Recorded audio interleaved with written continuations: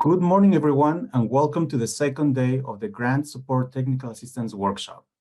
My name is Carlos Ortiz, and I am a National Program Leader at NIFA supporting workforce development programs.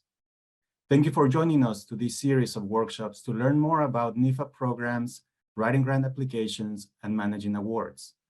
As a quick note, this session is being recorded and will be accessible to the public on our website. Please submit all questions in writing through the question and answer box at the bottom of your screen, and we will answer these questions at the end of today's presentations. Before we start, it is my pleasure to introduce Dr. Martha Ray Sartor, Acting Deputy Director for the Institute of Youth, Family, and Community, for opening remarks. Dr. Sartor? Thank you, Carlos. Good morning. Appreciate having all of you here today. As Carlos said, I am Martha Ray Sartor, the Acting Deputy Director for the Institute of Youth, Families, and Community. I have been with NIFA since July of 2022 and have brought 41 years of experience with land-grant universities. Yesterday, Dr. Paula Bacharla, Deputy Director for the Institute of Food Production and Sustainability, one of our 4 science institutes, made comments. Institute of Youth, Families, and Communities, IYFC, as we are called, is another one of the 4 science institutes. We have 3 divisions: the Division of Youth and 4-H, the Division of Community Education, and Division of Family and Consumer Sciences. And these 3 divisions constitute 48 employees that include national program leaders, program specialists, program assistants, a secretary, administrative officers, and 4 1890 scholars. The Institute supports the human and social components of NIFA's food and agricultural sciences through research, education, and extension programs.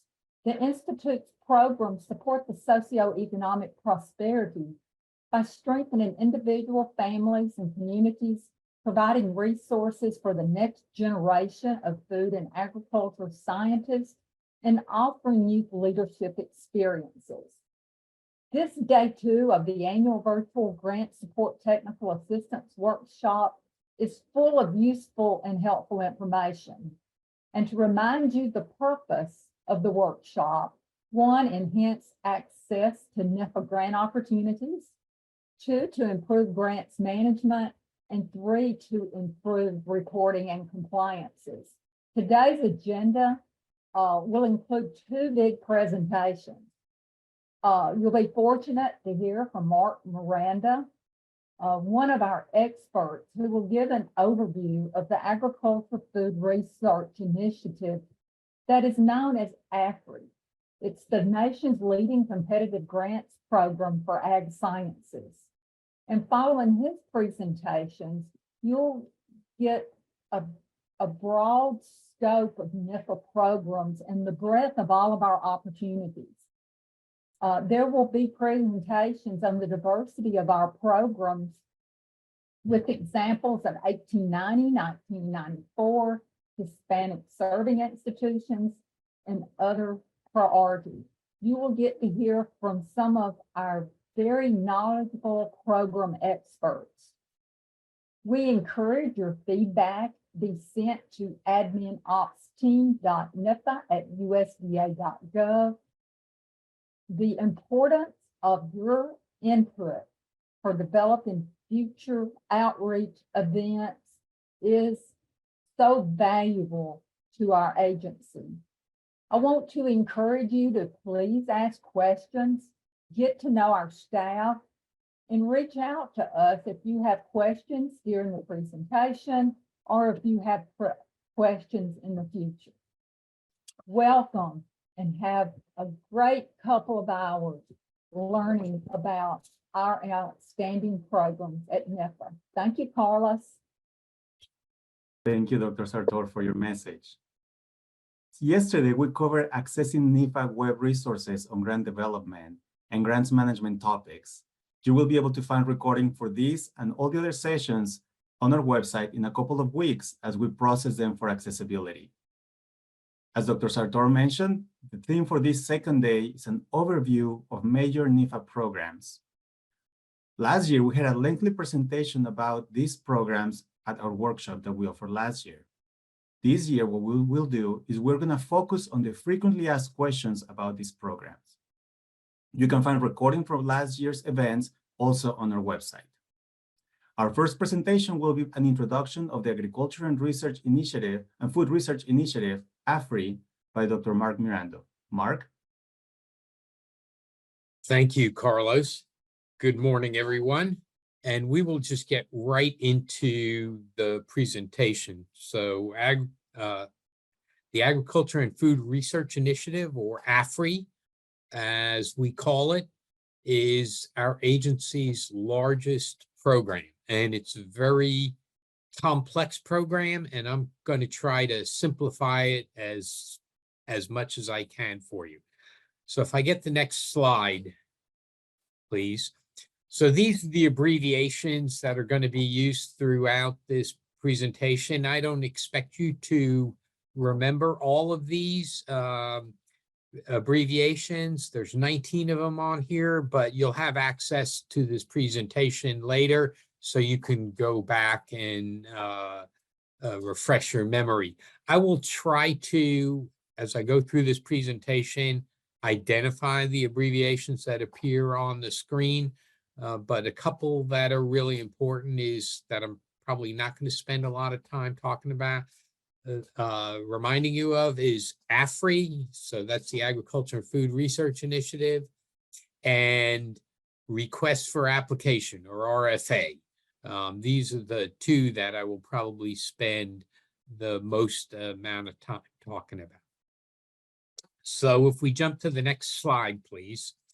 So the learning objectives for this presentation is to gain an overview of the AFRI's overarching structure, including the goals of AFRI, the different RFAs or requests for applications, the structure of programs under each RFA, the grant types that AFRI solicits and funds, the project types that AFRI solicits and funds, and the special interest topics.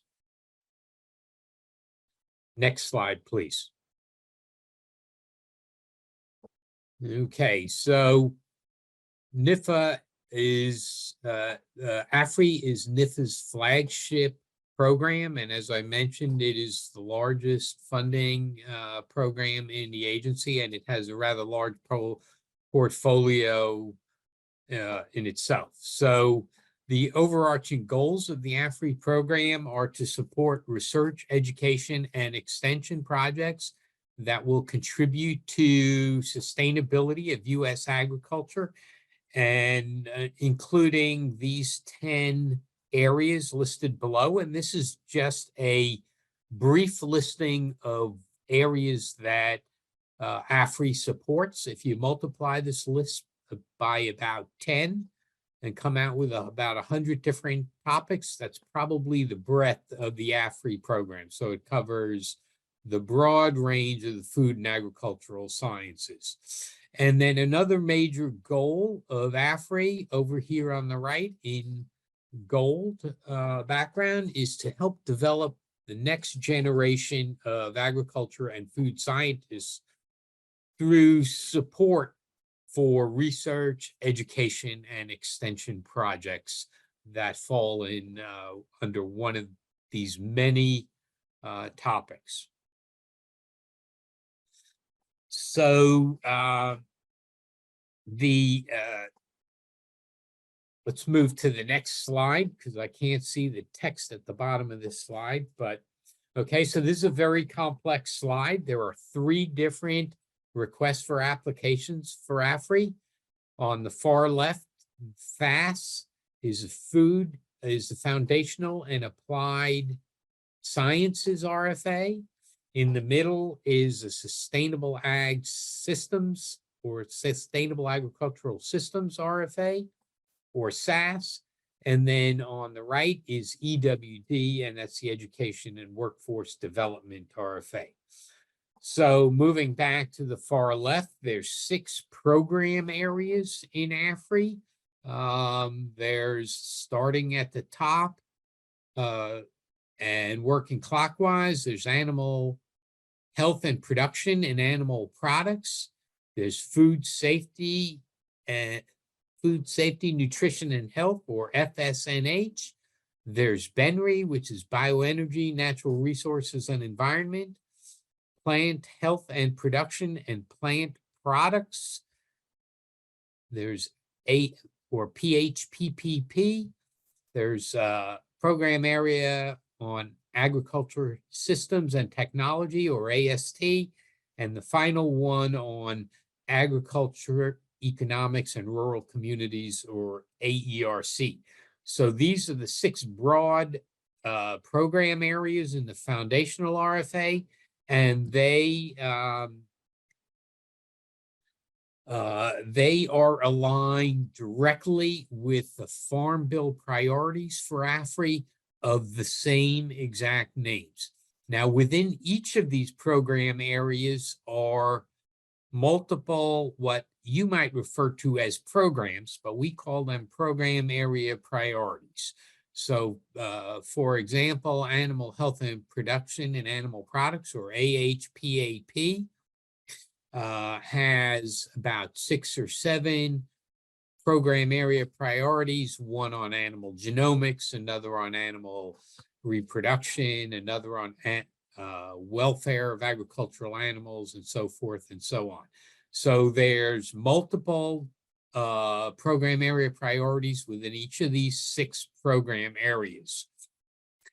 These numbers are just meant to, in the blue boxes, are just meant to indicate that there is a coordinated program code number associated with the program areas and the program area priorities within there. Moving to the middle, there's a Sustainable Ag Systems RFA. This typically only has one program area priority, and it's a large program area priority that solicits large grants. So this program area priority, the program code is A9201. So all of our AFRI program codes have the same format of A for AFRI, followed by a 4-digit number. In the case of the foundational RFA, they all begin with 1, or the 1000 series. SAS is a 9000 series, and then moving on to the Education and Workforce Development RFA, these are the A7000 series. So EWD, or the Education Workforce Development RFA, has programs that are related to education, formal education, and non-formal education and workforce development. So postdoctoral fellowships and at the top, and pre-doctoral fellowships down below. PDAL is professional development for agricultural literacy. FAIN is formal and non-formal education. Then we move over to the left, and it's agricultural workforce training grants for community colleges, and research and extension experiences for undergraduates. So that is the suite of programs in the 3 RFAs. There are approximately 50 different program area priorities in AFRI within these 3 different RFAs.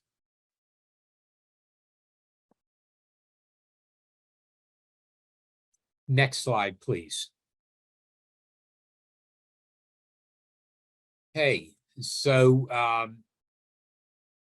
we're going to shift gears a little bit and talk about the different project types and grant types that are available. Starting with the grant types on the left, there are 8 different grant types within AFRI. And I'll talk a little bit more about each one of these. There's the CAP grants, or Coordinated Agricultural Projects, up there at about 12 o'clock in blue. And then over to the left, the far left, are the standard grants. Those are our most common type of grant. And then we also have conference grants down there in blue on the bottom at about 6 o'clock. And then on the right of these blue, gold and blue ovals, we have what's called phase, and this stands for Food and Agricultural Science Enhancement Grants. And this is a suite of 8 different grant types, 5 that are phase only, and 3 are these other 3 types of grants that I mentioned. So we have phase grants that are CAP grants, phase grants that are standard grants, phase grants that are conference grants. We have pre- and postdoctoral fellowships. We offer sabbatical grants under the phase program, equipment grants under the phase program, seed grants, 2 types of seed grants under the phase program, and new investigator grant. Now that is the grant type mechanism. Then we also have project types, which are different than grant types. So projects are, what are the functions of the grant? Are they research, extension, education, or a combination of it that integrates 2 or more of these? So those are our 4 project types: research, education, extension, and integrated grant. Next slide, please. So as I said, there's 8 different grant types in AFRI, and I mentioned them. Most of them appear in the foundational. Many of them appear in EWD, and the SAS program only solicits for CAP grants usually. So eligibility is an important aspect of being able to submit grant applications. So the eligibility is not the same for all grant types, and I'm going to discuss eligibility in detail later, but all NIFA grants, including AFRI grants, regardless of focus topic that they address, or whether they include international partnerships or not, they must benefit U.S. agriculture directly. So the legislative authorization for AFRI and other NIFA grants is for the benefit of U.S. agriculture. The 4th bullet down indicates that not all grant types are solicited every time RFAs are published. Some grant RFAs focus on a certain grant type. Others are a bit more broad. So as I mentioned, the SAS RFA includes only CAP grants for the most part, whereas the foundational RFA will include multiple grant types, including and may include CAP grants as well as standard grants, conference grants, seed grants, and the entire suite of phase grants. Similarly, not all grant types are solicited by each program area priority. So as I mentioned, the SAS RFA solicits CAP grants and strengthening CAP grants only this year. As I mentioned on the previous slide, there's 4 types of projects that can be submitted under AFRI grants: research only, extension only, education only, and integrated grants. Integrated being they have to integrate at least two or perhaps all three of those functions of the agricultural knowledge system, that is, those functions being research, education, and extension.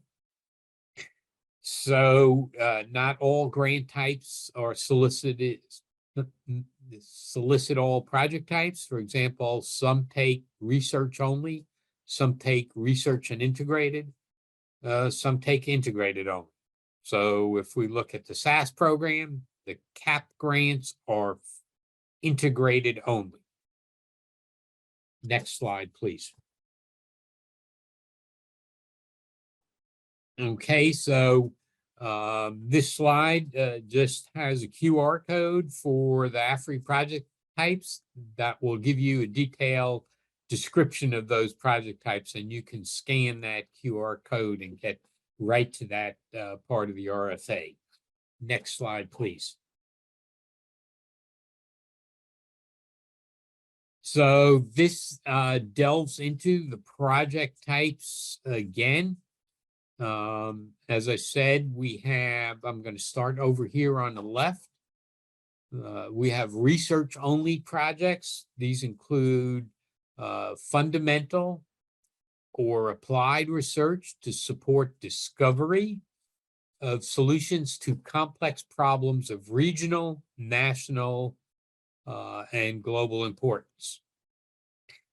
We also have extension projects down below and to the right, and these provide informal education and learning activities to farmers and the general public in rural, urban and suburban communities.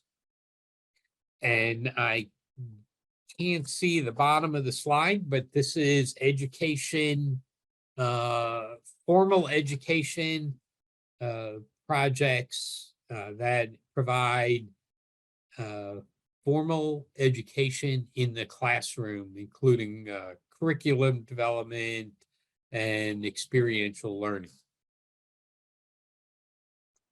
Our integrated projects combine two or more of these three functions. In some cases, they are required to combine all three, and they must be integrated together.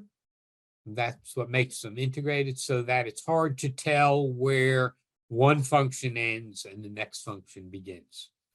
Next slide, please.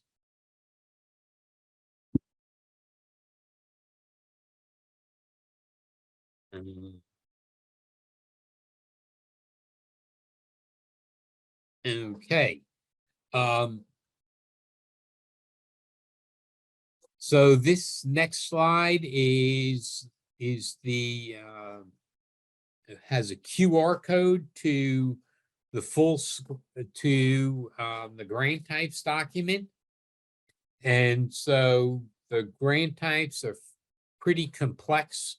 As I said, there's 8 grant types, all many of which have different eligibility. And so if you go to the grant types, to this scan this QR code and go to this document, you can read in more detail about the different grant types. Next slide, please. So standard grants support targeted original scientific research, education, and extension. So the standard grant is a grant type. Research, education, and extension is a project type. Okay, so they can support any of those. They can also support integrated grants. So, as I said, they can focus on single function, any one of these types, depending on what the program area priority or RFA solicits. And they can be multifunctional or integrated and combine at least 2 of the 3. Again, it depends on what the program area priority or RFA solicits. Again, I just like to emphasize that not all RFAs or program areas all solicit for all grant types. So you need to look at the RFA and the program area priority and see what grant types they solicit and consider applying accordingly. Next slide, please.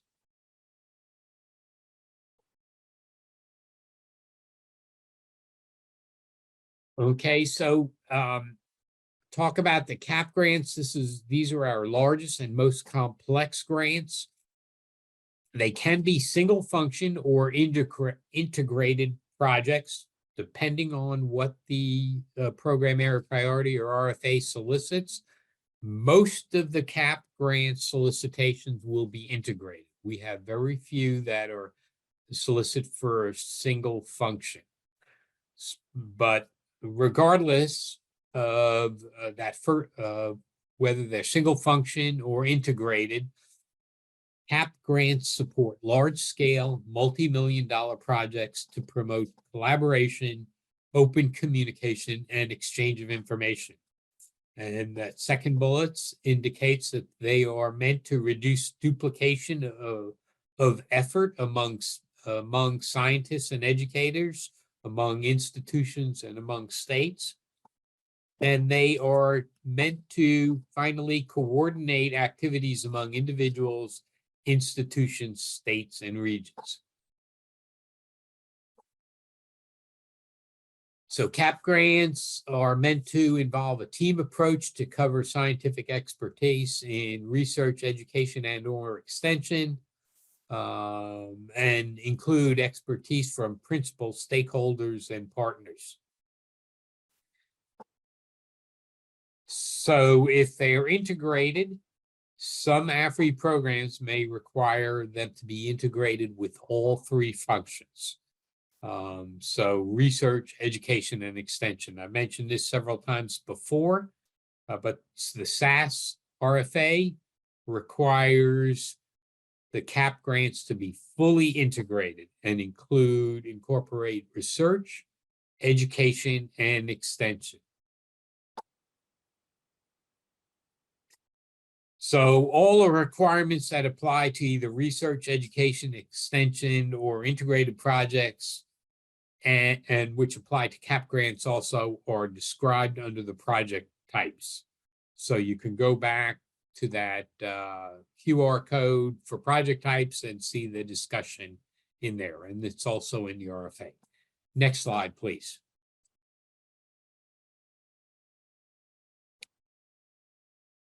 Another type are conference grants.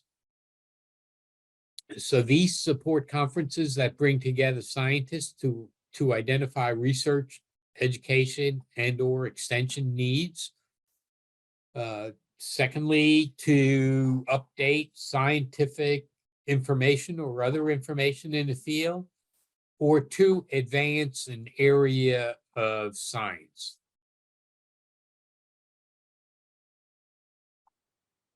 So continuing on down on that slide on the left side, so conference grant project types may not match exactly the program priority area project type. So you can actually submit a project type conference for any project type if the program area priority solicits conference grants, then it can be of any type. It can be a research project, education project, extension project in that field, or an integrated project. There are no standing deadlines for conference grants. It's like most of our programs have a single deadline a year. We accept conference grants throughout the year.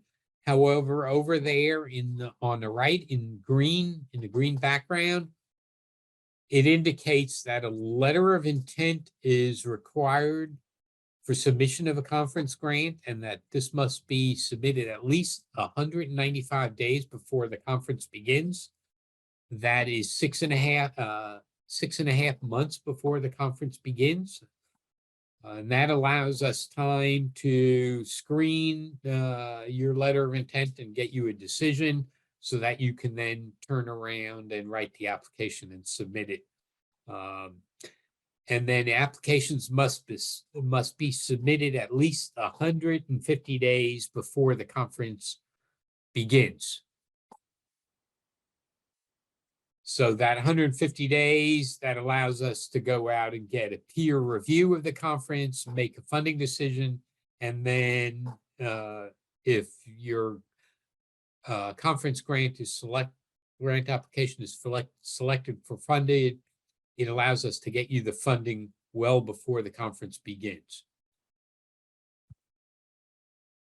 So the conference grants or the conference must cover the topics under the program area priority of interest.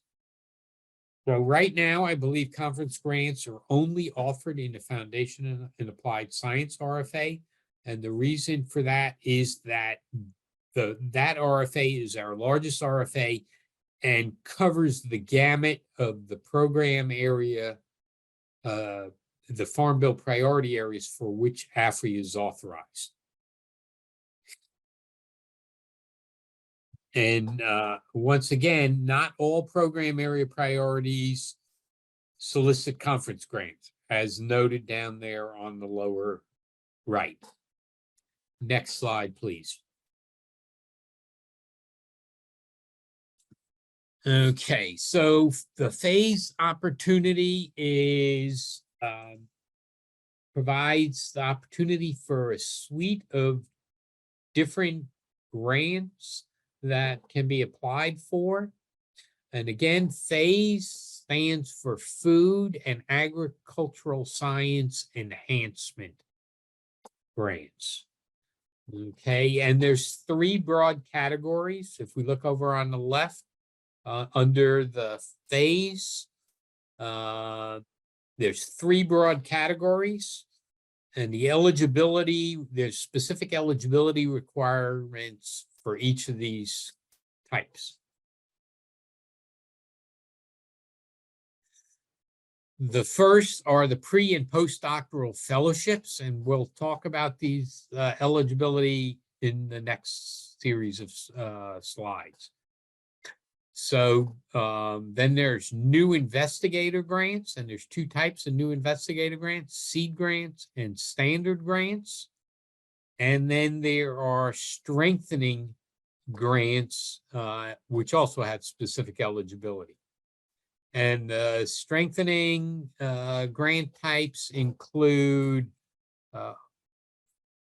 beginning at the top of and going clockwise, sabbatical grants, strengthening seed grants, which are very much like the new investigator seed grants, but have different eligibility.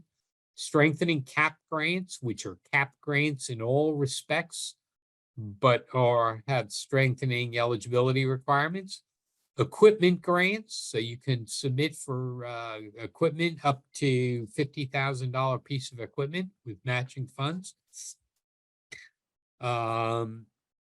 Then there are strengthening conference, which are conference grants in all respects, but have strengthening eligibility. And then our standard grants that are strengthening standard, again, are standard grants in all respects, but they're for strengthening eligible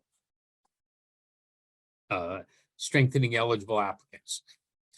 So the purpose of the strengthening opportunity is to enhance institutional capacity, develop and strengthen the competitiveness of investigators, and attract new scientists and educators into careers in high priority areas of national need in agriculture and food sciences.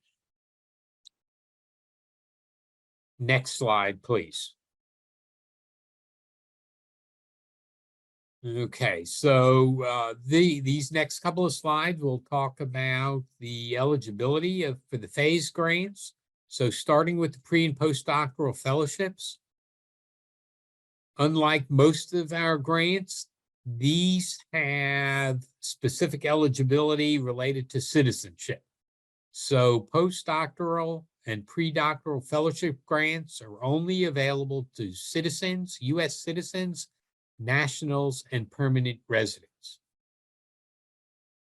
The other eligibility criteria is progress towards completion of the degree for pre-doctoral fellowships and time since completion, time after completion of the degree for postdoctoral fellowships. So there are clocks on these. So those are the eligibility criteria for the pre and postdoctoral fellowships. Moving down into the very middle of the screen, new investigator seed grants and standard grants. So to be eligible as a new investigator, you must have less than 5 years postgraduate career track experience. And career track is not from the time you get your highest degree, but the time you're in a position where you can apply for and submit grants as a project director.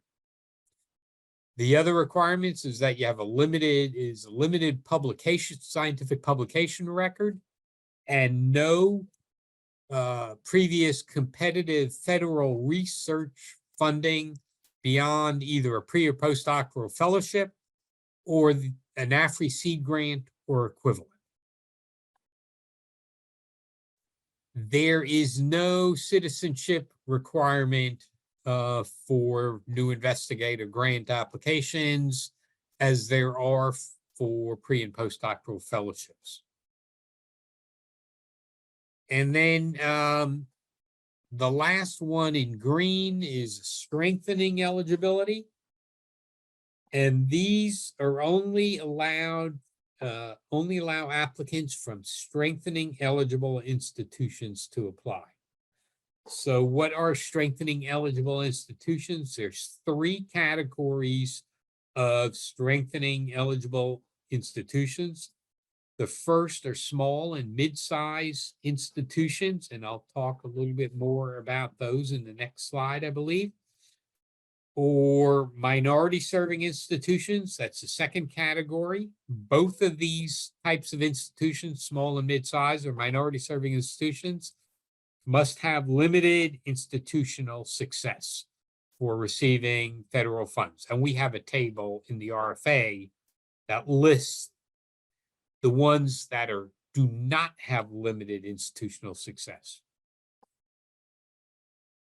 And then the last category are those state agricultural experiment stations or degree granting institutions that are in USDA EPSCoR states.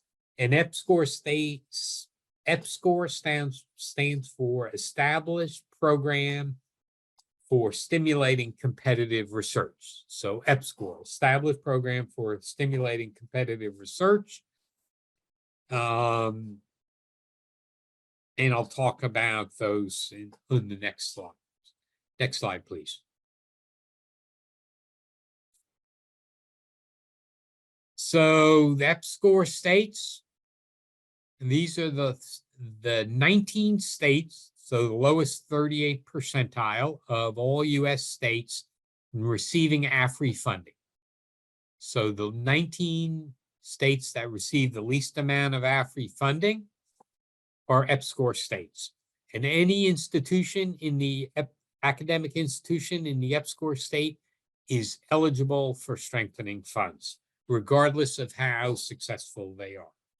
We calculate the EPSCoR states every year. So every year there'll be a new listing of EPSCoR states. And those are in the RFA right now for fiscal year 2024. The next category down in blue is the small and mid-sized institutions. They have to have limited institutional success and less than or equal to 17,500 students total enrollment. And the third category of strengthening eligibility for these strengthening grants are the minority serving institutions. And so their first category, their first restriction is that they must have a total minority enrollment of one or more minority groups of 50% of their total student enrollment. So 50%, greater than 50% total enrollment of students must be in one or more of the minority groups. And they must also have limited institutional success, and they must be an accredited degree granting institution, the same as a small to mid-size institutions. When we say total enrollment, we mean undergraduate and graduate students, full-time and part-time students. So the institution's total enrollment, and there's a QR code on the lower right for an eligibility flow chart. So you can just follow that flow chart to see if you're at an eligible institution. And we do have a table of institutions that do not have limited institutional success. Next slide, please. So there are benefits to applying for phase. So applicants from strengthening eligible institutions have special benefits. Applicants applying for new investigators grants have special benefits. And so they can be funded from two pools of funding. They can either be funded when they compete with all the other applications. They can be funded above the funding line, or they can be funded below the funding line. And the seed grants are meant to do exactly what they say. They're to provide seed funding, and there is a limit to the number of seed grants a person can have over any 5-year period. And these are not meant to be, these are meant to be starter grants and not meant to sustain a program. Next slide, please. So we don't have a separate RFA for the phase opportunity, except for the fellowships, which is actually incorporated into the education and workforce development. The phase grant types are solicited within the specific RFAs under the program area priorities. And then if you look on the right, we show an AFRI project and grant type form that you would complete and check the boxes. If you're applying for one of the phase grant types, it would be one or more of those boxes within the red triangle. So to apply for these phase opportunities, you would read the RFA to identify the appropriate program, look at what grant types they solicit, and mark those specific grant types. So if you're a new investigator, you would mark the standard grant under grant type, and then you would go down and mark new investigator down there as well. Next slide, please. So we do have a couple of unique opportunities. We have projects, we offer a partnership opportunity, projects with specific types of partnerships that include 2 or more institutions. So that got 2 or more institutions, one of which needs to be strengthening eligible.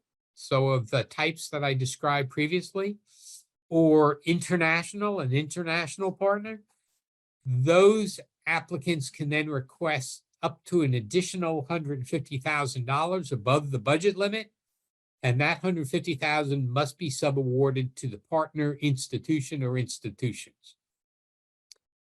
The lead on the project can be strengthening eligible institutions. They cannot be international because only U.S. institutions can apply for AFRI, although international partners can receive subawards. And And there are over 21 different program area priorities that solicit for these. NIFA is also partnering with the Republic of Ireland and Northern Ireland under the U.S. Ireland Research and Development Partnership to solicit collaborative research applications. And there are 13 program area priorities that are participating in this. And so for these last partnerships, it's a three-way partnership with a lead from the U.S. institution and co-project directors or collaborators in the Republic of Ireland and in Northern Ireland. So it's a three-way partnership. And you can click on this hyperlink at the bottom and get right to it. Next slide, please.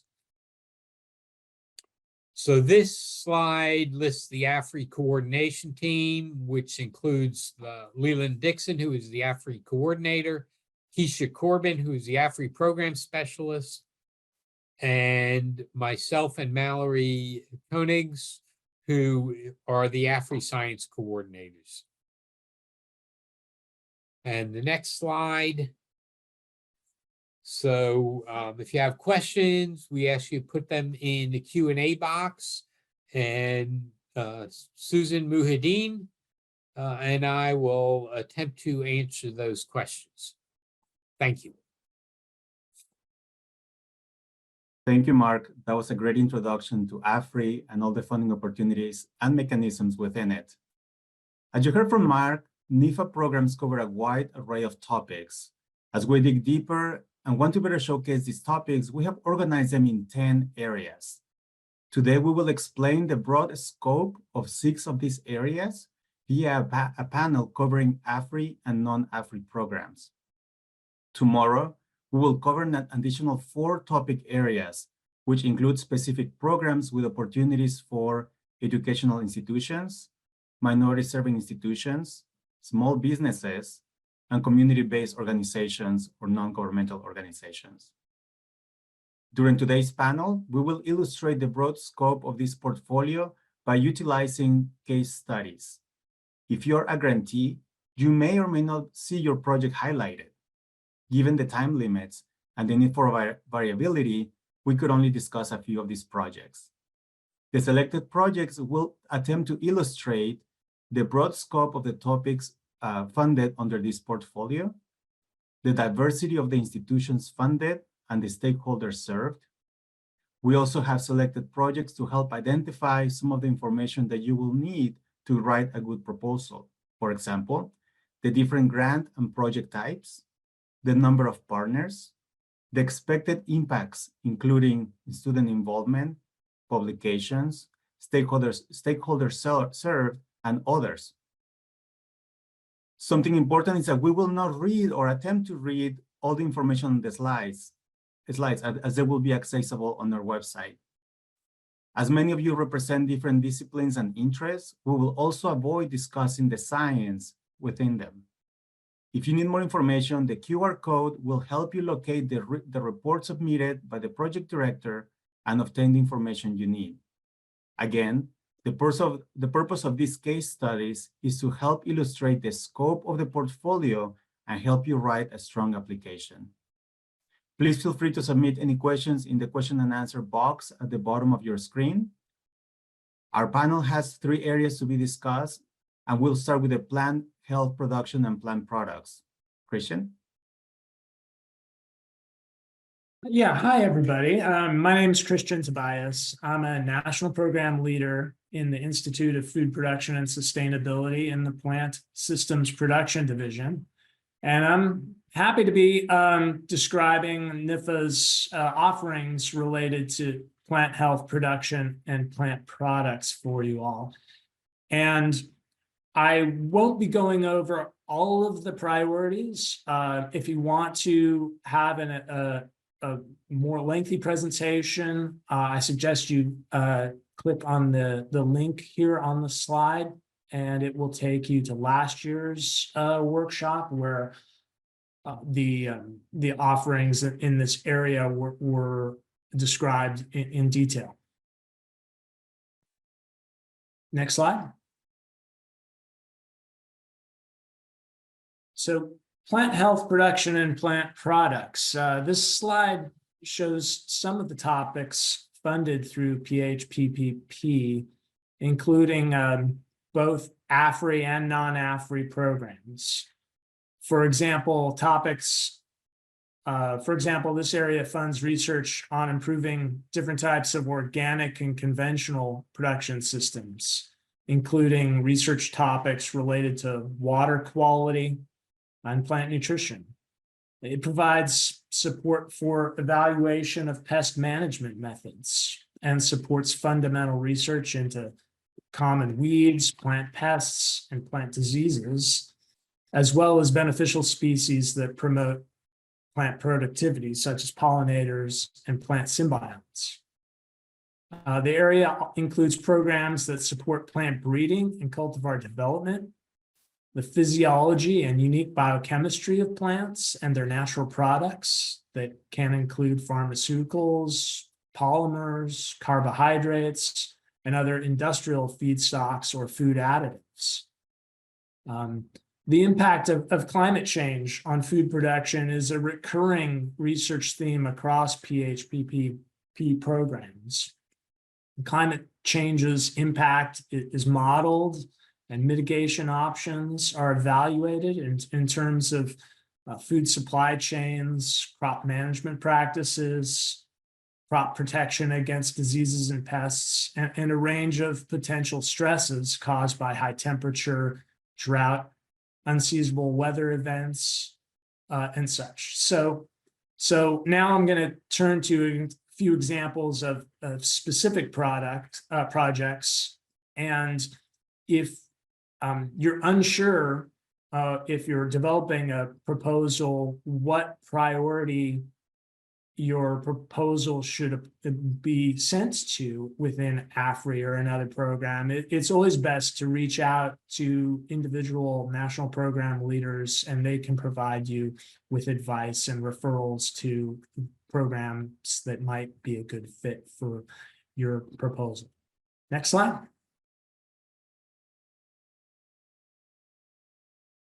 So this is an example of a research-only project. This one was submitted to an AFRI priority called Agricultural Innovation through Gene Editing. And that brings up an issue, which is that all AFRI priorities are not offered every year, as was mentioned by Mark earlier. AFRI priorities can change over time in response to emerging agricultural challenges. And this specific priority was one of the few cross-cutting programs that actually doesn't exist anymore. However, the technology of gene editing in plants and animals is still covered within other priorities, such as physiology of agricultural plants. The project title conveys what's being done, in this case, working on the specific challenge of genome editing in grapes. This research is being conducted at the University of Maryland Eastern Shore, which is an 1890 land-grant university and historically Black college and university. The award amount, $300,000, is maximum for this priority that's allowed, and it's a strengthening standard award with a project period up to 2 years for this priority.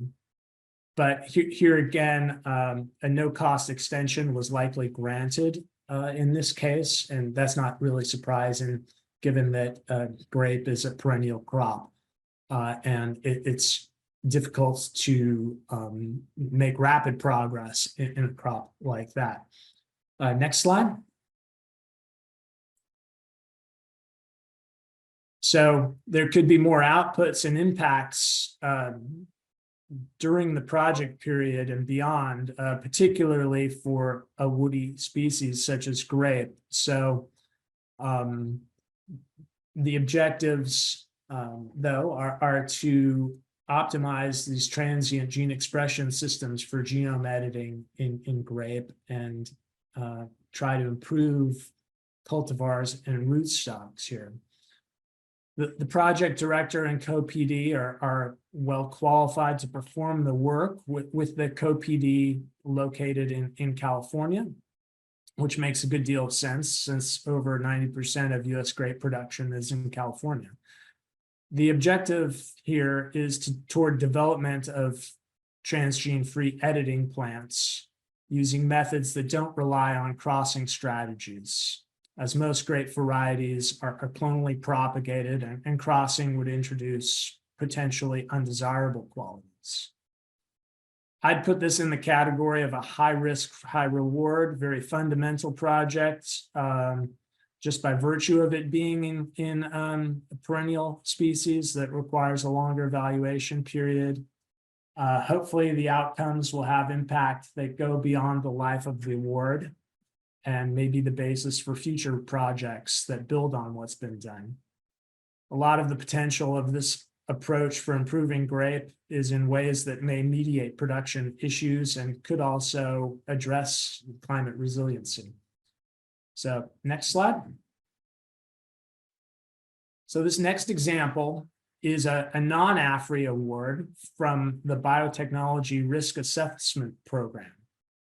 And the idea of this specific program is to assist federal regulatory agencies, such as APHIS, the Environmental Protection Agency, and the Food and Drug Administration, that are making science-based decisions about the effects of introducing genetically engineered organisms into the environment. It actually funds both plant and animal projects, this program. And this program does not accept food and agriculture, science enhancement, or phase projects. Potential transgene flow from varieties such as herbicide-resistant clearfield rice to weedy wild relatives such as red or weedy rice is a great concern here.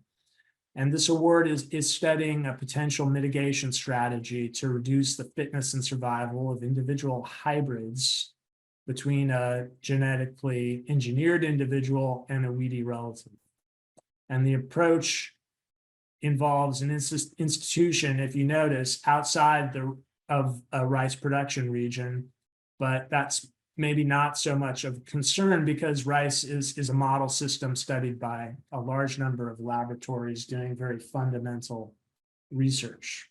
Next slide. And the project has,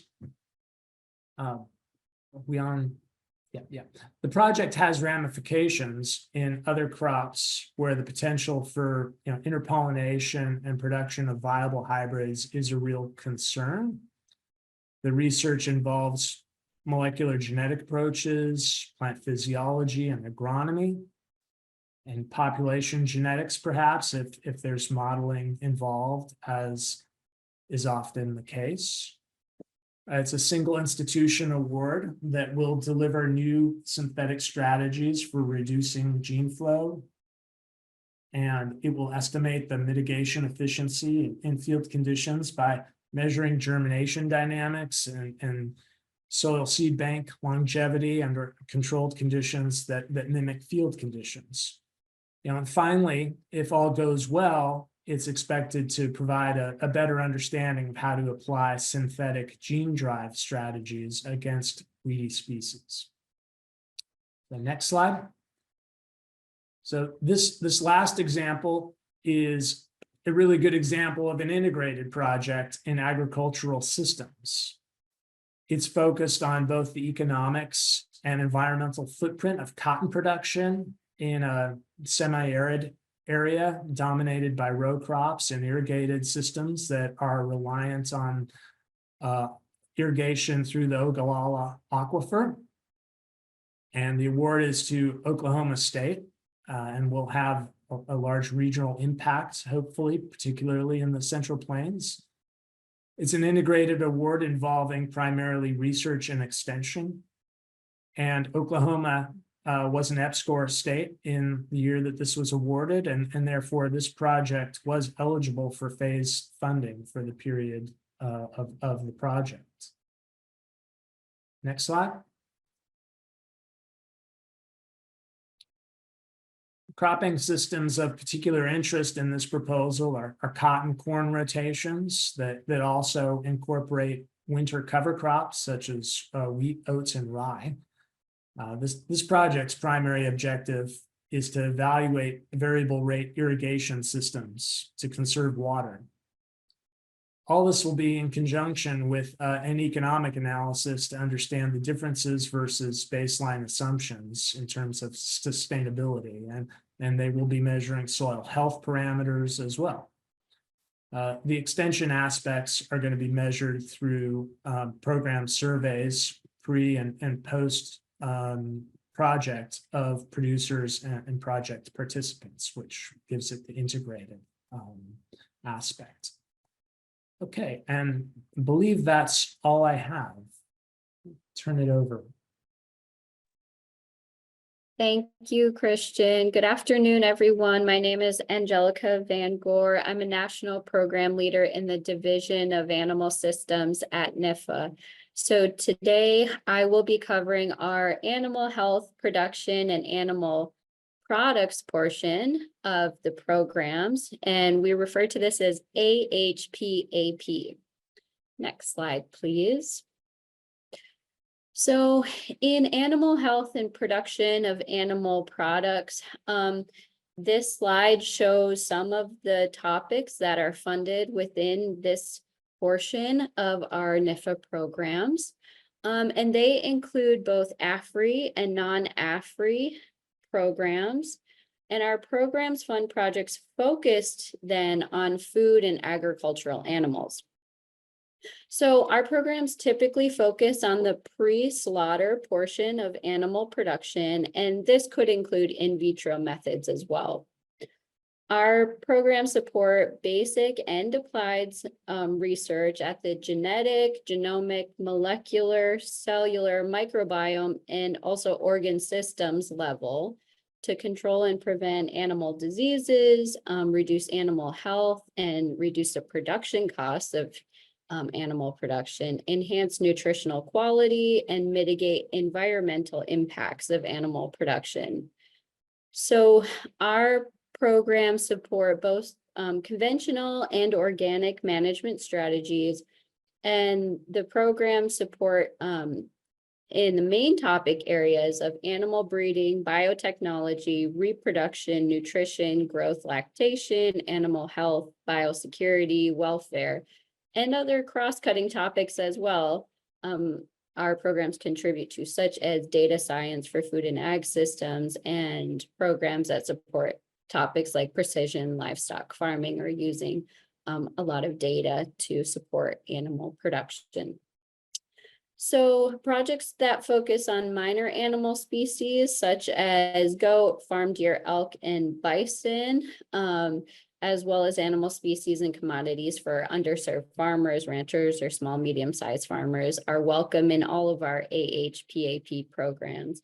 And similar to Christian, I have 3 different examples of projects that have been funded out of AHPAP programs.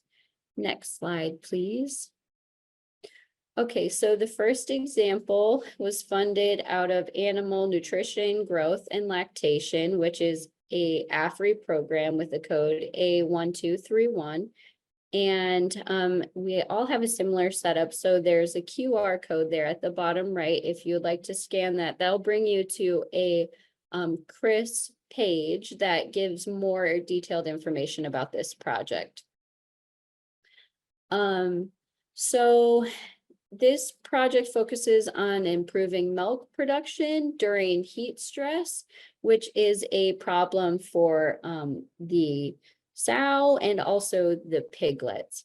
And so the project director is utilizing novel feeding strategies.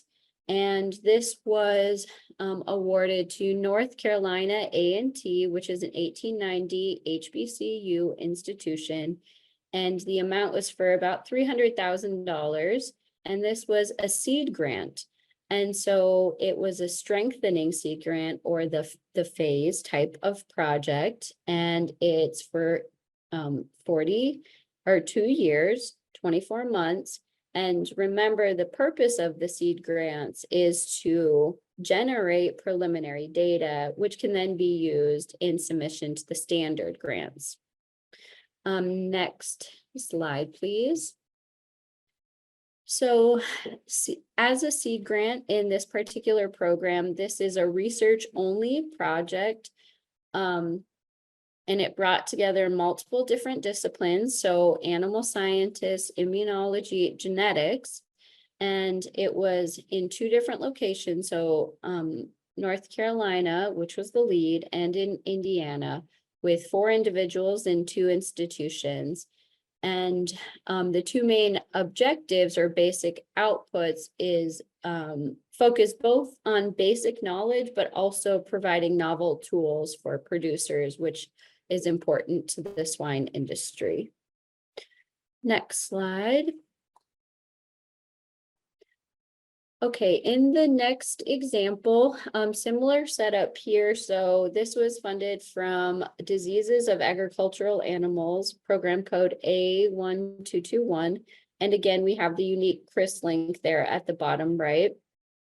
And this AFRI project was focused on aquaculture and improving our understanding of response to vaccination for both bacterial and viral diseases, which is a problem for the aquaculture industry, these types of diseases. So trying to provide new tools for our producers. And this was to University of New Mexico, which is an HSI or a Hispanic serving institution. However, even though it's a Hispanic serving institution, this university is not eligible to be part of minority serving institution and was not phase eligible for this particular call. The funding amount was $500,000 and it was a standard grant for 48 months. Next slide, please. So this was a research only project, and the objective of the proposal is highly relevant to the goals of the Diseases of Agricultural Animals program, which is a common theme among successful applications. And so you can see that this particular project was focused on just a single discipline, which was immunology, in a single location in New Mexico, with 1 individual project director. And so the standard research grant has 3 expected outcomes that include improving our basic understanding of immunology in fish, as well as the development of new vaccines for our aquaculture producers. Next slide, please. Okay, so in our final example, this is another AFRI project in the Diseases of Agricultural Animals program code A1221. And this is a swine project that focuses on developing better vaccines against porcine reproductive and respiratory syndrome virus, or PRRS, which is a major problem for the swine industry. And the award was to Tennessee State University, which is an 1890 land grant institution, or HBCU. And this was for $640,000 at 48 months. And so an interesting thing about this particular example is that this is a partnership award, which the A1221 program participates in what we call partnership opportunities, where with a given partnership between the lead institution and a different eligible institution, the lead institution can request up to $150,000 above the maximum budget. And then that $150,000 has to be given as a sub-award to the eligible partnering institution. And so in 2020, when this particular grant was submitted, the maximum budget for the program was $500,000. This proposal came in as a partnership proposal and was able to request $640,000 above the line. But I would say my biggest advice is to read the RFA carefully for programs that do participate in this partnership opportunity, because not all of our AFRI programs participate. And then make sure to contact the national program leader if you need more information, and making sure you're meeting those eligibility requirements to participate in such a project. Next slide. So this is a research only project. The objective of the proposal is highly relevant to the goals of the diseases program. And you can see this project is focused on 2 disciplines, immunology and vaccinology. And the application contained partners in Tennessee, Iowa, and Germany. So international institutions are often eligible to be the partner in a partnership grant. And the standard grant has 2 expected outcomes, which include the development of new vaccines for producers. And with that, I'll go to the next slide and hand it over to Dr. Nandula. Thank you. Thank you, Angelica. Hello, everyone. My name is Vijay Nandula. I'm a national program leader in the Division of Plant Protection in the Institute of Food Production and Sustainability. Today, I'll be talking briefly about the AFRI-FAS priority, agriculture systems and technology, and in acronym AST. And I'll be discussing 3 selected projects as part of this priority. Next slide, please. So this slide on AST shows a few of the topics funded through this program area that emphasizes the interrelationships between agricultural systems, components to develop the next generation of engineered systems, products, processes, and technologies. AST blends biological, physical, and social sciences, thus leading to sustainable, competitive, and innovative solutions for United States and global agriculture and food systems, encompassing both conventional and organic production. So the broad list of topics included in this program area includes, but not limited to, new uses and products from traditional and non-traditional crops, animals, mixed animal and plant production systems, byproducts and natural resources, robotics, automation, precision and geospatial technologies, energy efficiency, computing and expert systems, new hazard and risk assessment and mitigation measures, and water quality, irrigation and management. So that's a pretty broad collection of topics. Projects focusing on species and commodities that are important to underserved farmers or ranchers, or small or medium-sized farms or ranchers are welcome. Next slide, please. So this is the first project as an example. This project is funded through the program area priority A1551, Engineering for Precision Crop and Water Management. This project aims to grow precision engineering systems for muscadine grape vineyards and water management. So the institution leading this project is Florida A&M University. It is a 1890 land grant university and a HBCU. So this project is integrated, which means it is a combination of at least 2 components of research, extension, and education. So this project is Food and Agriculture Science Enhancement phase eligible because The project director qualifies as a new investigator, and the project is a strengthening standard grant from a minority serving degree granting institution. Next slide, please. So the project is a collaboration between two institutions, thereby strengthening the overall expertise of the project personnel.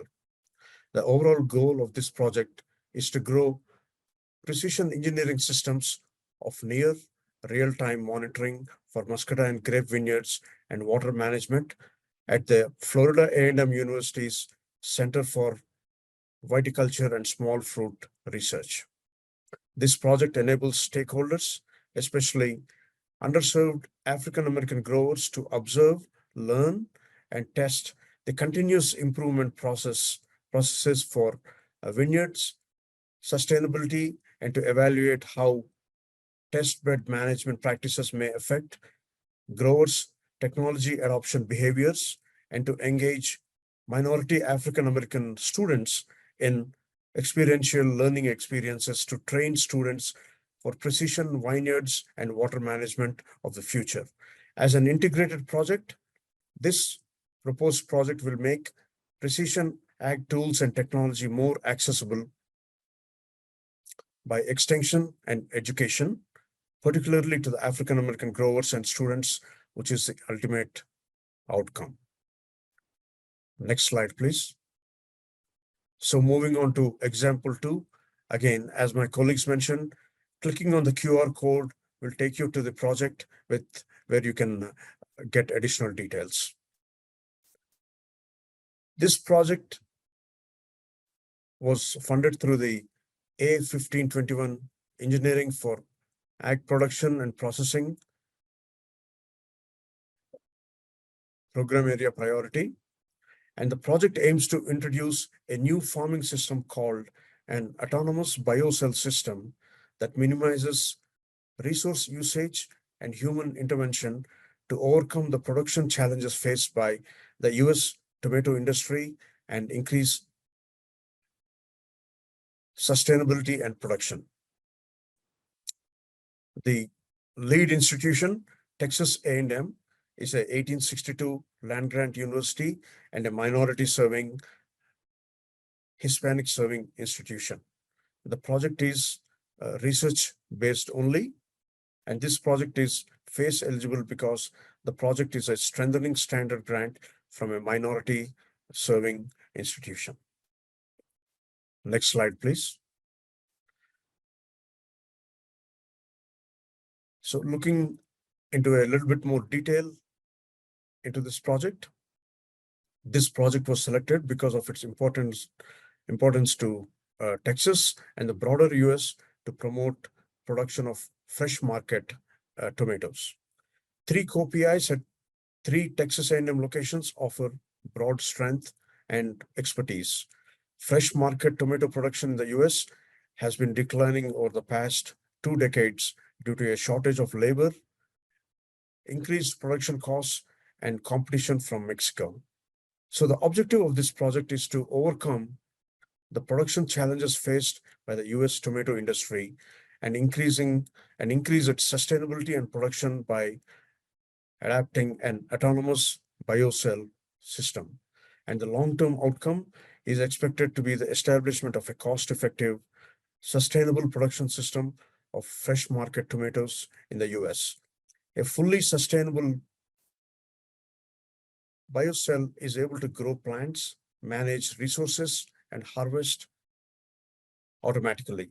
The proposed technology will enable low cost and mass tomato production by a massive array of biocells in a greenhouse or in a building. The biocell will include Internet of Things controlled irrigation, nutrition, temperature, wind, and humidity control units in conjunction with a robotic harvesting system aimed at zero maintenance farming. Next slide, please. So this is example number 3. This project was funded through the A1521 Engineering for Agricultural Production and Processing Program, Area Priority. The project aims to develop a robotic system for improving and harvesting mushrooms. University of Houston, which is the lead institution, is a minority serving, Hispanic serving institution. So this project is, again, research based only as the previous project that we discussed. And this project is FACE eligible because the project is a strengthening standard grant from a minority serving institution. Next slide, please. This project was chosen because it involves multidisciplinary collaboration. Mushrooms are nutritious food source with essential vitamins, proteins, and minerals that are commercially produced in large scale to meet food security, human health, and benefit local economy. Mushroom harvesting is a labor-intensive process. Previously developed mushroom harvesting system treated all mushrooms equally and harvested them at once, producing different size of mushrooms and reducing the profit margin to farmers or assist to process mushrooms picked by humans. So labor shortage due to COVID-19 pandemic has forced 2 foreign companies to develop robotic mushroom harvesting systems in the past 1 year. The goal of the proposed research is to develop automated mushroom harvesting system using Internet of Things technology, image processing, and robotics to predict mushroom growth and automate mature mushrooms harvesting process. The proposed mushroom production methods will benefit large-scale mushroom growers and will enable the sustainability of food security in the United States. Next slide, please. So with that, I'll hand it over to my colleague, Jody Williams. Thank you. Thank you, Vijay. Go ahead, Jody. Yep. So good afternoon, everyone. My name is Jody Williams. I'm a national program leader in the Institute of Food Safety and Nutrition in the Division of Food Safety. So much like my previous colleagues, I am going to go ahead with a brief overview of the types of projects and programs that we fund, followed by 3 very specific examples. So I'm going to discuss the food safety, nutrition, and health portfolio. Next slide, please. So this portfolio of competitive programs broadly supports projects to improve the safety, quality, and nutrient value of foods and ensure equitable access to nutritious foods. So the priorities of our programs include creating a sustainable and safe food supply, reducing malnutrition and childhood obesity through education, improving the nutritional quality of food without sacrificing flavor, acceptability, and safety, and also decreasing the incidence of foodborne illness and death. These priorities are addressed through a multitude of competitive programs and legislative mandates. Specific projects address efficient and green food processing and manufacturing, detection technologies that identify chemical, physical, and biological contaminants in foods, reducing the risk of antimicrobial resistance, food loss and food waste, the prevention of chronic diseases using whole foods, education, outreach, and training in food safety, and community food work, specifically working with small farms and underserved communities. Next slide, please. So this first example that I'm highlighting was funded in 2023 through the Agriculture and Food Research Initiative, or AFRI's Food Safety and Defense Program. So within AFRI, we have multiple project types, including our strengthening projects. This institution, Prairie View A&M, is eligible for strengthening funds because it is an 1890 and a minority serving institution. The purpose of the Research Seed grants are to provide support for phase-eligible grantees to establish programs, collect preliminary data, and ideally compete for standard research or integrated programs in the future.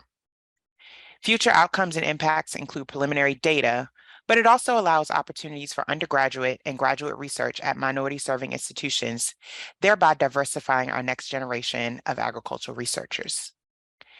If you would like additional technical information on this project and all the other projects that I'll be discussing, you're welcome to click on the QR code above.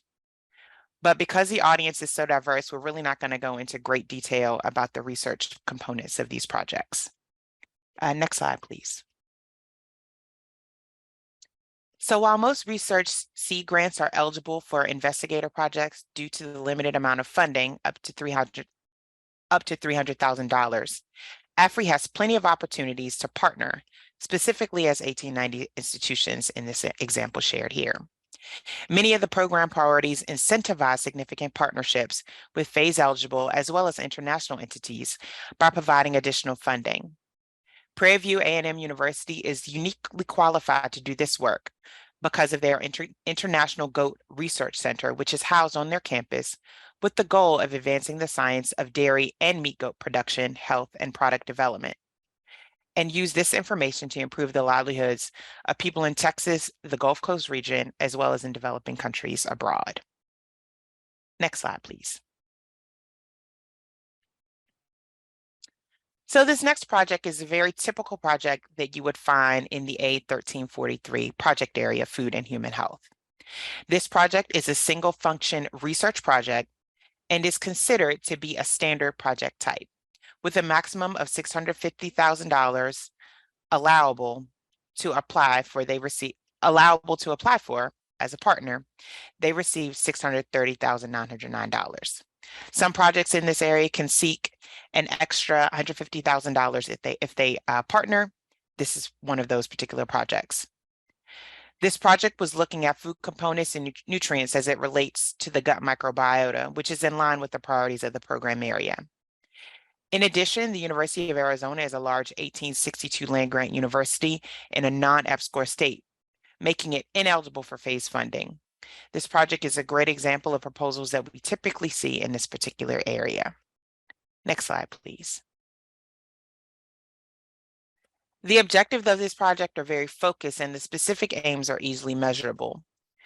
We chose this project to highlight for a few reasons. Number one, it is well aligned with the program priorities as it ties the gut microbiota, nutrients, and metabolism together.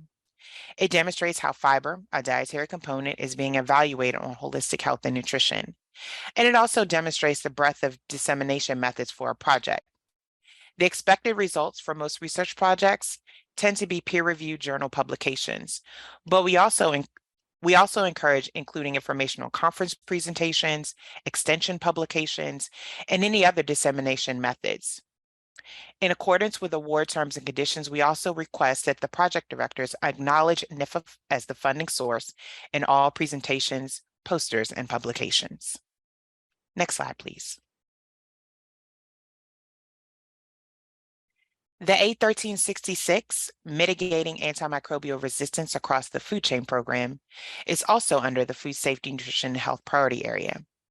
This program solicits integrated projects that address antimicrobial resistance concerns across the food chain. So all standard grant types submitted to this program must be fully integrated, meaning they must contain all three functional components of research, education, and extension. In addition to seed strengthening grant types, there are also standard strengthening grant types, and these projects are eligible to receive the maximum award amounts. The University of California, Riverside is an Hispanic serving institution and is not on the top percentile of institutions receiving federal dollars, so they're eligible to receive strengthening funds. It's best to reference the phase eligible decision tree in the request for applications or reach out to your program contact to determine eligibility for these funds and the different grant types. Next slide, please. I also want to highlight the interdisciplinary nature of this particular program. Many of NIFA's programs, specifically the integrated ones, are often interdisciplinary. This particular project brings biological engineers, molecular biologists, bacteriologists, chemists, and soil scientists together to address this challenge. This project also shows the value of universities working alongside federal research labs and state agencies to leverage data and resources. Because this project is integrated, the types of outcomes are varied. So in addition to peer review publications and presentations at national and international conferences, this project will also result in pilot scale technology, workshops, and stakeholder input sessions to address the utilization and adoption, as well as field days and other outreach that will be led by the extension component of this integrated project. Next slide. And I'll hand it over to Charlotte Tuttle. Hi, thank you. I'm Charlotte Tuttle, and I am the National Program Leader for the Agricultural Economics and Rural Communities programs within AFRI. Next slide, please. So the AERC program supports rigorous economic and social science research related to agricultural production and policy, natural resources and environmental impacts, including climate change, rural economic development, consumer preferences, and food retail, changing technologies, sustainability, international trade, among others. While economic social science research is the foundation of this program, interdisciplinary research teams that bridge gaps across areas of expertise are encouraged to apply for these grants. Next slide. The first example of an AERC project comes from A1601 small and medium-sized farms. This is a new investigator seed project titled Managing Pasture Rotation in a Small Flock Free Range Egg Type Breed Using Drone Technology. The grant was awarded to Tennessee State University, a minority serving institution, as an integrated grant. And integrated means it combines research and extension departments within the university. Next slide. So the purpose of this project is to study how using drone technology to manage pastured poultry operations impacts bird performances, predation rate, and farm economics of a small, limited resourced and minority farms. These farms are located in various regions of the state of Tennessee where the institution is located. And the research results will be disseminated to extension agents and backyard and small flock producers across Tennessee by conducting training workshops. So this qualified for a new investigator grant because the leading PD was within 5 years of graduating or having less than 5 years of postgraduate professional experience. Next slide. So the next project is another integrated project that combines research and extension titled Advancing Food Security and Nutrition Through Machine Learning-Based Forecasting and Interventions for Food Pantries in Alabama. So this is with the program A1661, Rural Economic Development. And the institution is Tuskegee University, an HBCU in Alabama. So this project again qualifies for a new investigator phase grant because one, the PD was within 5 years of graduating and had a limited publication history, and two, Tuskegee is a minority serving institution. Next slide. So the purpose of this project is to address the issue of food and nutrition security among disadvantaged and minority households and communities impacted by disasters like extreme weather, as well as ongoing consequences related to the COVID pandemic. The team applies machine learning and digital techniques to transform Alabama emergency food distribution centers to position them as sustainable food distribution and collection systems capable of providing sufficient and nutritious food to people in need. So this included developing digital and machine learning technologies to understand food demand and develop digital technologies to detect food supply, increase capacity to provide healthy food, and strengthen machine learning and education at Tuskegee by integrating research and extension with education. Now, as you can see here, they had a partner with Auburn University as well. Next slide. The final project is from A1651, Environmental and Natural Resource Economics. And this is the impact of climate change, carbon markets, and climate smart agriculture and forestry practices on U.S. on the US agricultural sector and market. And this is from the Texas A&M AgriLife Research Institution. So because this is non-phased, not from an EPSCoR state, and is not a new investigator, they received the traditional research and standard grant type. Next slide.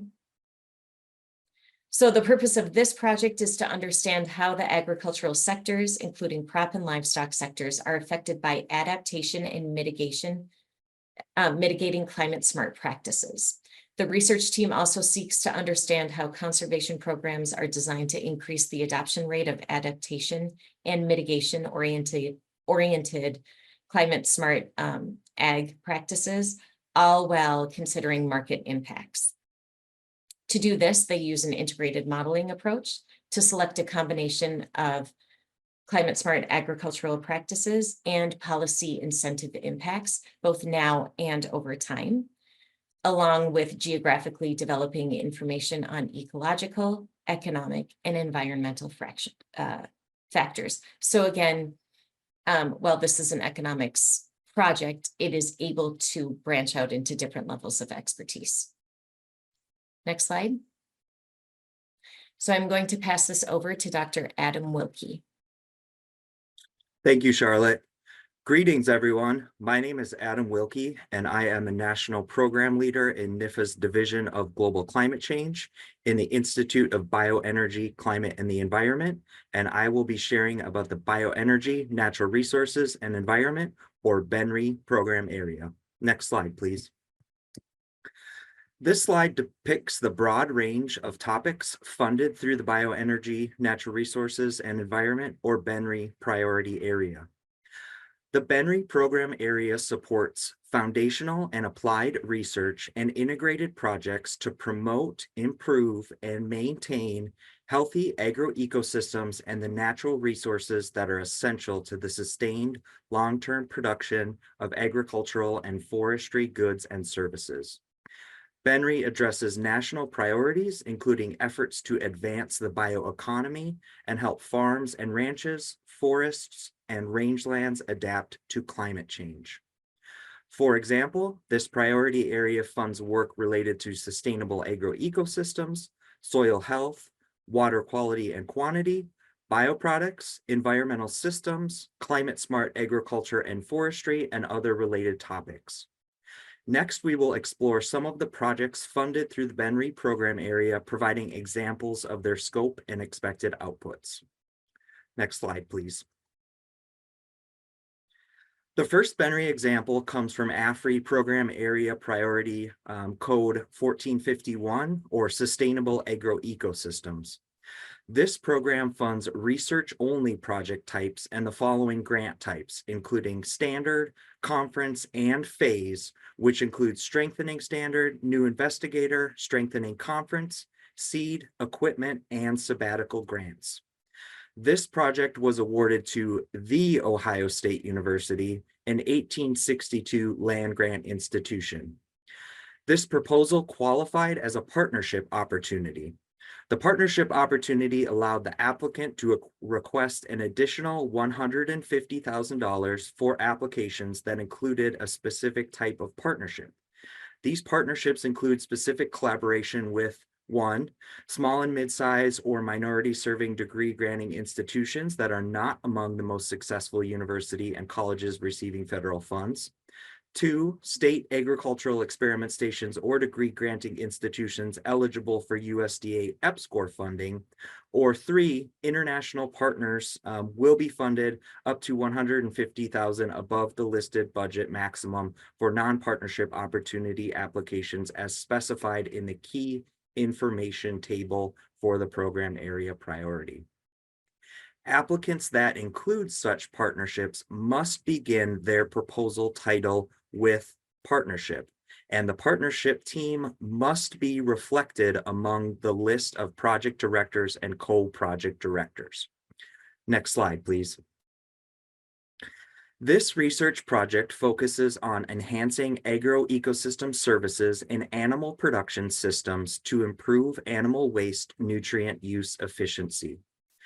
This work is being conducted in multiple locations across the north central region of the United States and includes an eligible partner to qualify for the partnership opportunity described in the previous slide. Outcomes of this project include a decision support framework to make informed choices on utilization of animal wastes. Results are expected to have applicability to a broad audience, including, but not limited to, agricultural producers, watershed coordinators, policymakers, and other stakeholders. Next slide, please. The second BENRI example comes from AFRI Program Area Priority Code A1451, Soil Health. This program funds research-only project types and the following grant types. Similar to Sustainable Agroecosystems or 1451, grant types include standard, conference, and all of the phase eligible grant types. This project was awarded to the University of Utah, a non-land grant public university. For applications submitted in 2023, the state of Utah was eligible for USDA EPSCoR funds, or Established Program to Stimulate Competitive Research. This allows the applicant from the University of Utah to be eligible for phase funds. It is important for applicants to check each year as EPSCoR eligibility is updated annually. For more details, please visit the AFRI Phase and EPSCoR program webpage. Next slide, please. This research project focuses on soil health and carbon and nitrogen cycle activity response to contaminants of concern in land applied biosolids. This project also qualifies as a partnership because the partner institution, Utah State University, is EPSCoR eligible. Outputs of this research project may include peer-reviewed manuscripts and extension publications. Research project outputs typically include publications, advancement in knowledge, new product development, generation of new data, and other outputs. Note that a data management plan, or DMP, is required for all competitive proposals, and applicants should consider how the outputs of their work will be publicly accessible. The National Agricultural Library hosts resources to assist in creating a DMP or data management plan. Next slide, please. The final and third BENRI example comes from the Bioproducts Pilot Program. This program is outside of the Agriculture and Food Research Initiative, or AFRI, and this program was authorized under the Infrastructure Investment and Jobs Act. It directs the USDA to partner with no less than one qualified institution to support the scale-up of sustainable bioproduct manufacturing, with the goal of providing a low-cost alternative to conventional products. This program was offered in fiscal years 2022 and 2023. For this new program, there was an opportunity for public comment and public listening session to provide feedback to USDA NIPA to help shape the program request for applications. We encourage you to subscribe to NIFA updates and stay up to date with NIFA news for future opportunities for comment on emerging new programs. Eligible entities for the Bioproduct Pilot Program include qualified institutions that have bioproject research facilities funded in part by the state, located within a reasonable distance not to exceed 3 miles of the primary residence hall of an institution of higher education, provide students opportunities to engage in research activities, and finally, provide opportunity for an institution of higher education to collaborate with private enterprises. Note, as described previously, applicant eligibility does vary by program, and we encourage you to see this information in the request for applications or reach out to the program contact. Next slide, please. The objective of this project is to develop and demonstrate a pilot-scale modular bioprocessing system to produce bioplastics from food wastes with cost competency. Expected outputs include food waste inventory, check and characterization, modular design of the pilot scale system, pilot scale demonstration of VFA production and PHA fermentation, biomanufacturing of characterization of PHA-derived plastics, and iterative TEA and LCA to improve and judge the success of this project. Next slide, please. We thank you all for your time and attention today, and please encourage you to use the question and answer box for your questions. You may also submit questions, comments, or feedback directly to adminops.nifa@usda.gov with the subject line Grant Support Technical Assistance Workshop 2022. Next slide, please. I would like to take a brief moment to thank you all, the participants, and also the panelists who have shared information regarding the broad scope of NIFA programs. We look forward to hearing from you and engaging with your questions today. And last slide, please. The United States Department of Agriculture is an equal opportunity provider, employer, and lender. This slide contains contact information for individuals with disabilities to request reasonable accommodations. Language access services will be provided to limited English proficient individuals upon request, and anyone wishing to file a complaint can utilize the phone number, fax number, or postal mail address listed on this slide. Thank you all, and I will turn it back over to Carlos. Thank you, Adam, and thank you for the panelists for sharing the information about the programs you manage and for using funded projects to demonstrate the breadth and scope of our programs at NIFA. Again, if any of the attendees want to learn more about the funded projects, you can use a QR code on each of the slides presented. The slide decks will be available on our website once they have gone through processing. We have reserved the remaining time for questions and answers, so please feel free to ask questions and our panelists will answer them.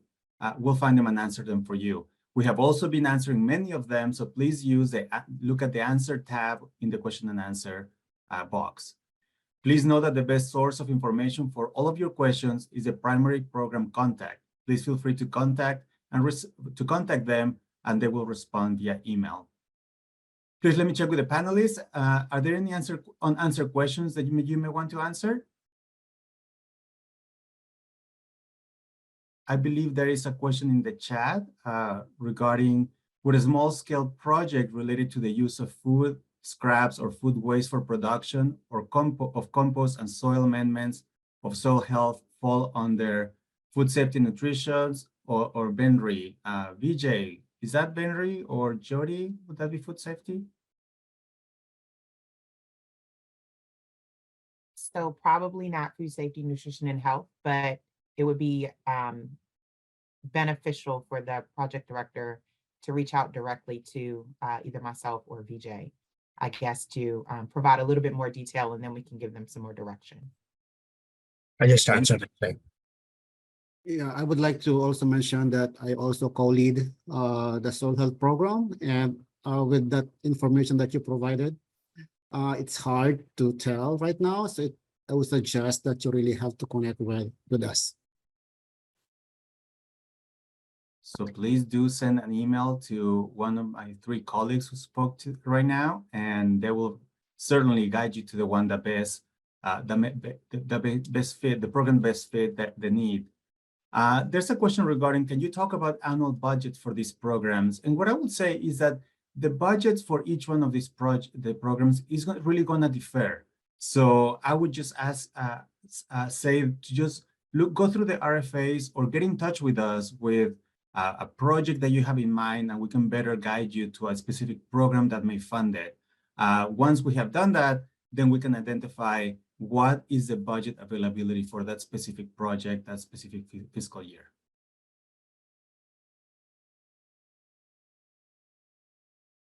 Any other questions from either the panel or the attendees?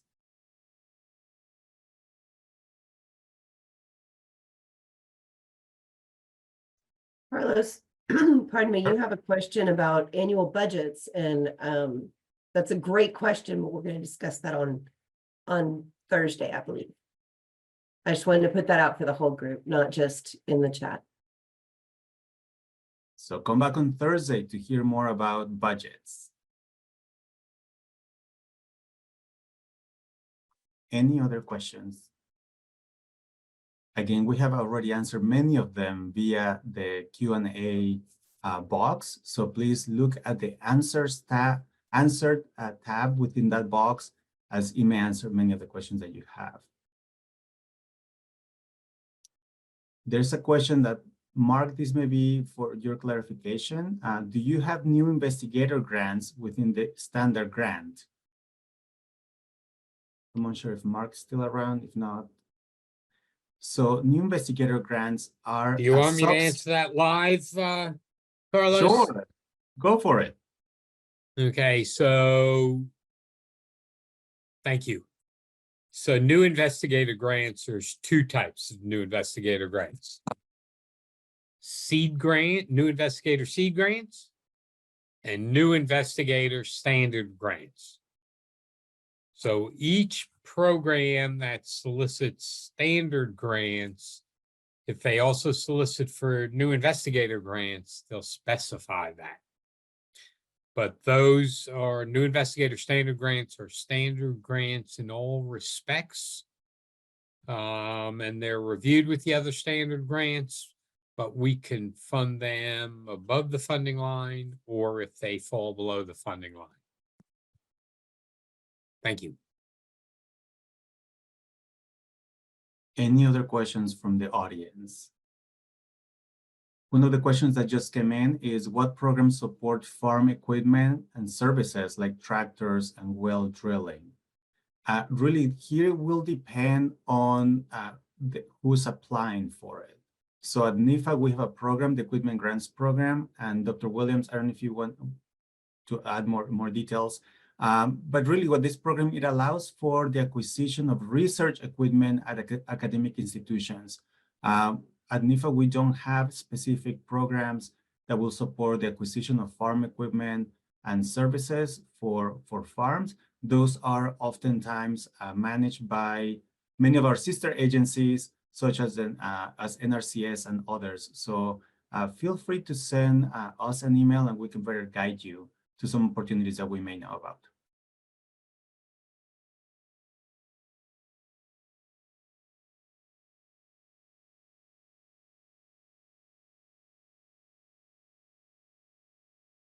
Any other questions?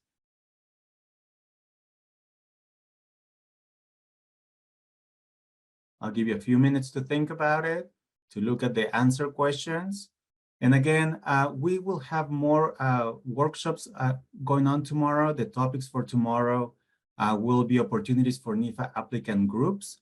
We will be touching on opportunities for academic institutions, minority serving institutions, small businesses, and community-based organizations, non-governmental organizations. So we have a full week of programming for you. Again, you can certainly review the materials from last year workshops, and then come with some extra questions if we didn't answer them at that time. So seeing no other questions, I want to thank you all for your time. Thank you for the excellent questions that you have provided. Has really helped us indicate the importance of the topics. So I would like to thank all the panelists and the NIFA staff who work behind the scenes. NIFA staff really are very dedicated public servants and are here to help you. So feel free to send us an email to adminsops.nifa@usda.gov with any additional questions or feedback on today's presentation. Thank you and look forward to seeing you tomorrow. Again, have a good day.